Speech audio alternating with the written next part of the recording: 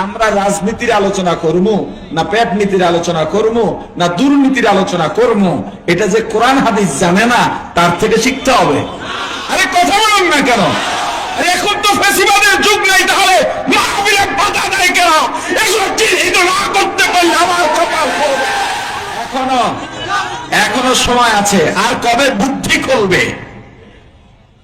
বিবাড়িয়ার এক মাহফিলে 2 বছর আগে একজন উপজেলা চেয়ারম্যান আইসা এভাবে পাশে দাঁড়ায়া আমাকে লক্ষ্য করে বলতেছেন, আমার বয়ানের আগে বক্তব্য দিতে গিয়া বলে, হুজুর আপনি বয়ান করবেন, খুবই ভালো কথা, আপনার নাম ডাক আছে শুনছি, আমিও আপনার বয়ান শুনি, আমি আপনার খুব কি তেলটা দিতেছি দেখেন, আমিও আপনার খুব ভক্ত, তবে একটা অনুরোধ, আপনারা এখন বয়ানের মঞ্চে উঠে রাজনীতির আলোচনা করেন। আমি বলছি করব না। কি বলছি?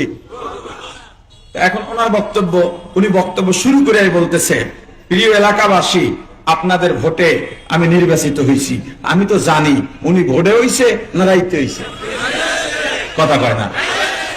যাক, দ্বিতীয়বার বলল আমার নেত্রী আপনাদের জন্য এইটা করছে, আমি অমুক প্রতীক নিয়ে আপনাদের সামনে আসছিলাম, বললাম আপনার বক্তব্য বন্ধ করেন। বলে কেন? রাজনীতিক আলোচনা ওয়াজের মঞ্চে আপনি কোন সাহসে করতেছেন? আপনি আমাকে বললেন রাজনীতির আলোচনা করা যাবে না।